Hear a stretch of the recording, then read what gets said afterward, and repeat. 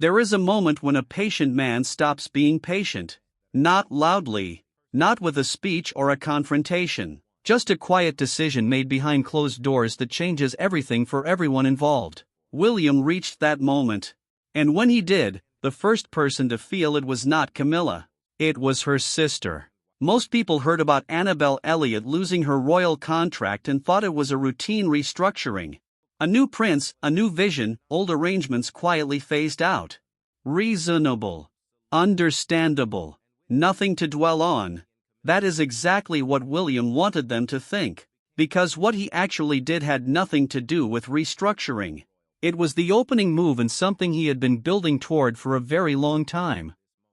And it was triggered by something the public only partially understood. A revelation about Camilla's ex-husband that dragged the ugliest chapter of royal history back into the light and made it impossible for William to look away any longer.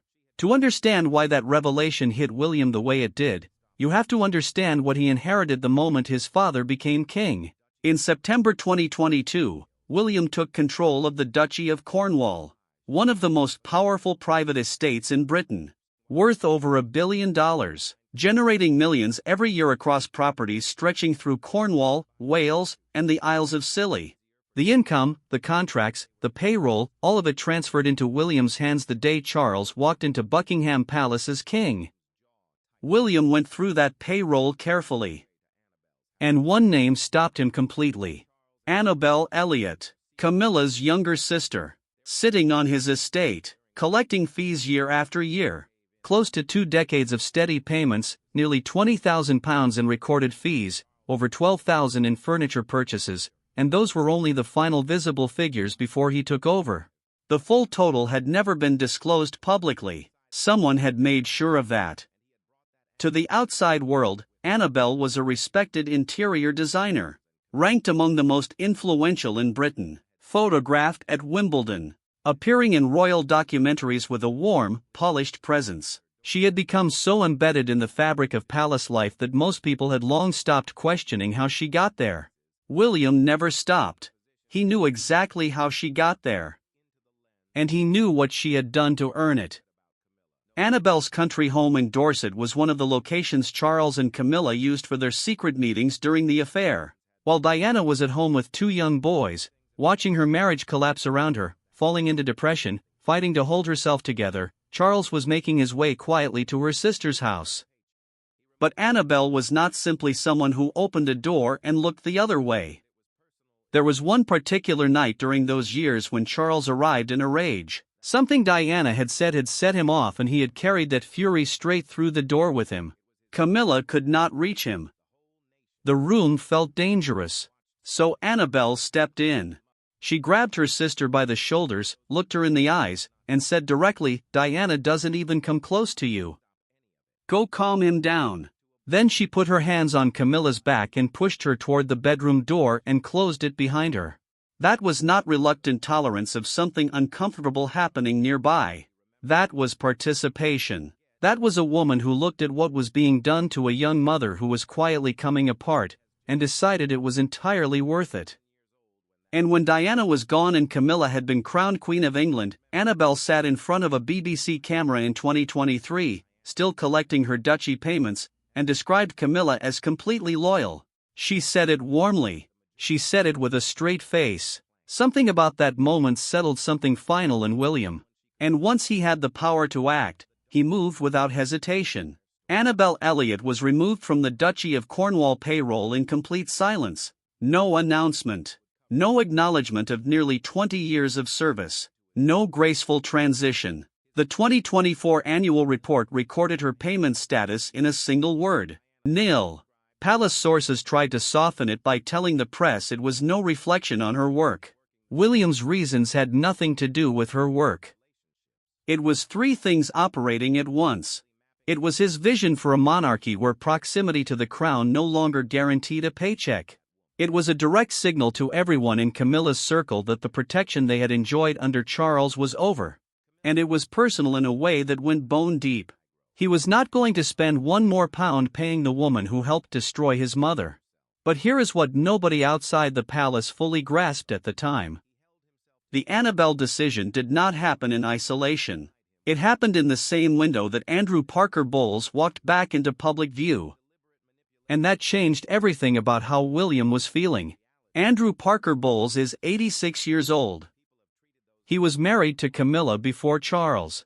He was in that house during the affair. He was in that social circle when the most humiliating things imaginable were done to him in front of witnesses. And in early 2026 he appeared at a military memorial, photographed alongside Camilla's children, representing Princess, and at official engagements, as though none of the history between any of them had ever happened. His reappearance dragged every buried detail of this story back into daylight. And for William, who had been watching quietly and moving carefully, it was the match that lit everything. To understand why Andrew Parker Bowles represents something so specifically infuriating to William, you need to know what that man actually endured and what he chose to do with it afterward. Andrew met Camilla in the late 1960s. Their relationship ran in cycles for years. During one of those gaps, Camilla crossed paths with Charles. By 1973, Andrew and Camilla were back together and announced their engagement. They married that same year. 800 guests. Princess Anne attended. So did Princess Margaret, the Queen Mother. It looked from the outside like the beginning of a gilded life. Underneath, it had already started rotting. Within a few years, both of them had returned to separate habits. Andrew worked his way through a series of affairs that people who witnessed it described as genuinely shameless. The women were not strangers. They were Camilla's friends. The people she trusted. The people who sat at her dinner table. One of those friends eventually confronted him to his face. She told him she was the only one of Camilla's friends he hadn't made a pass at, and asked what was wrong with her. That was the level of openness he operated with. And Camilla, in turn, went back to Charles. Charles began writing to her within 6 months of the wedding. He started appearing at their home on weekends. Andrew Parker Bowles got used to finding the Prince of Wales sitting in his own house. His friends were appalled on his behalf. They watched and felt he was allowing himself to be publicly destroyed. But the reality was simple and brutal. You did not look the future King of England in the face and ask him to leave. So Charles got comfortable. Then he got reckless. Then he stopped pretending to care. At a polo club event in Cirencester, in front of a full room of guests, Charles reached his hand inside the front of Camilla's dress. Openly. In full view of everyone standing around them. The room froze. People looked at each other and then looked away because nobody had the nerve to react to what the heir to the throne had just done. Andrew Parker Bowles was standing there that night. A man who had ridden in the Grand National, who had commanded British cavalry, who had served his country, stood in his own social circle while the future king put his hand inside his wife's dress in front of witnesses. And he said nothing. He did nothing. He became known in certain circles afterward by a description that followed him for the rest of his life. The man who laid down his wife for the prince. His continued public appearances alongside Camilla's family were never innocent forgiveness. They were a calculated performance. Andrew Parker Bowles was the wronged man.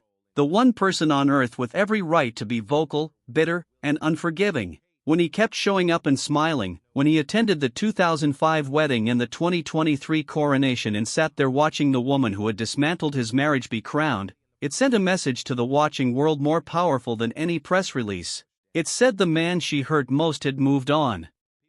And that performance became one of the most effective tools in Camilla's entire rehabilitation. Every appearance was a gift to her image. Every smile was an endorsement she never had to ask for out loud.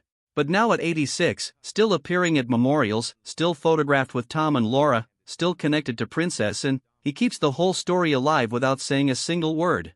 And William, who has been watching every move made around him, sees exactly what that means. What made all of it unbearable was not just the history being dragged back up. It was what Camilla's own former brother-in-law, Richard Parker Bowles, had revealed. He said that Camilla had actually encouraged Charles to pursue Diana. Not because she thought Diana was right for him, but because she had looked at Diana and seen someone she could manage. His words were that Camilla considered Diana naive and easy to control. Camilla knew her own past made her impossible as a royal bride. So she helped direct Charles toward a girl who wouldn't ask difficult questions. Diana was chosen partly because Camilla helped choose her. She was the cover story. And William is the son of that woman. He grew up in that house. He watched from the inside what that decision did to his mother's life. From the moment Diana moved in after the 1981 engagement, Camilla was already working the situation. A letter appeared on Diana's bed almost immediately. Warm, friendly, suggesting lunch. Diana did lunch in private recordings as deeply uncomfortable. During it, Camilla asked whether Diana intended to hunt at Highgrove. She was quietly mapping the territory she planned to keep once Diana was installed. What followed over the years was systematic. Diana developed severe eating disorders. She harmed herself. The palace told her repeatedly she was unstable and too emotional to be believed. Charles looked her in the eyes and told her the affair was in the past. He said it and it was not true. What was done to Diana has a name now. It is called gaslighting, the deliberate, calculated erosion of a person's grip on their own reality. And it went on for years until there was nothing left to erode. William was 11 years old when the secretly recorded phone call between Charles and Camilla became public. He read it in the newspapers the same way millions of strangers did. Not from his father. Not in private. From the papers. And in that transcript, between the crude jokes the whole country was laughing about, were the details that mattered. Charles and Camilla discussing which friends' homes to use for their next meeting. Which members of their circle would lie for them. Which ones would help cover the tracks. Annabelle's home was on that list. William was 11. He already knew what his mother's tears meant. Now he knew why.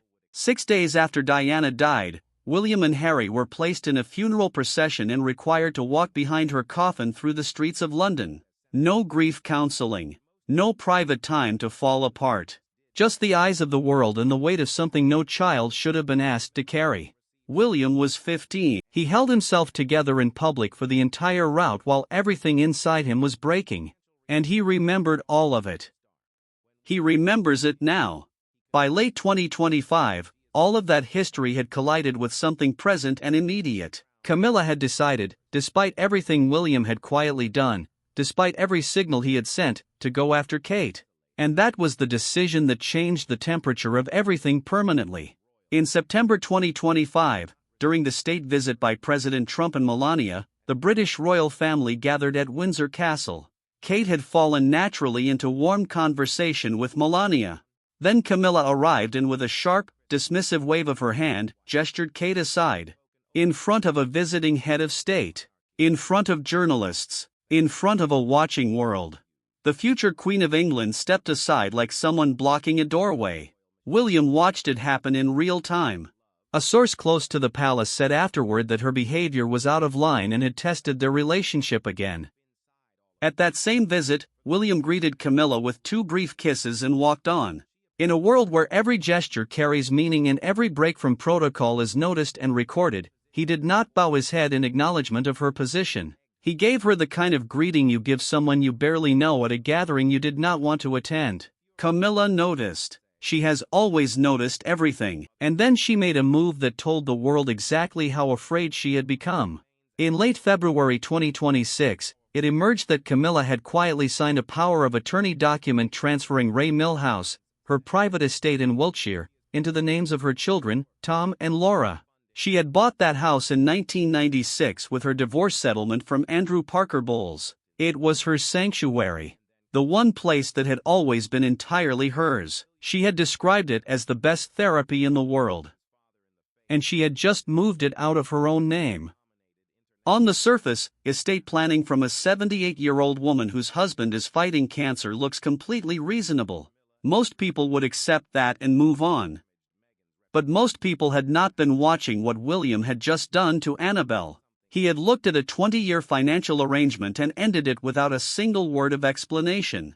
If he could erase that so cleanly, Camilla understood exactly what he was capable of when he became king. She moved her most valuable private asset beyond his legal reach before that day arrived.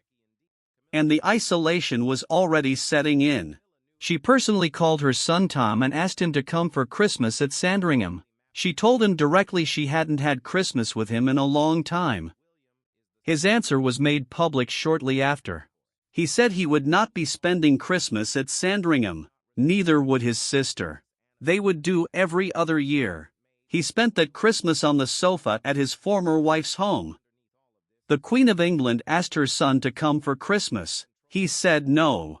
Her children, who carry Andrew Parker Bowles's name and grew up inside all of this history, are already quietly putting distance between themselves and the institution. They can sense the shift. They are repositioning before it reaches them.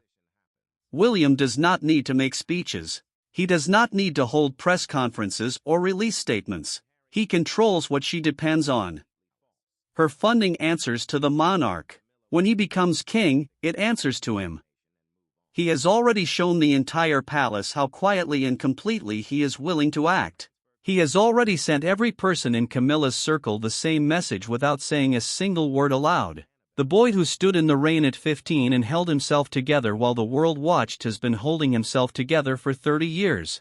He watched. He waited. He remembered everything, and now the waiting is almost over.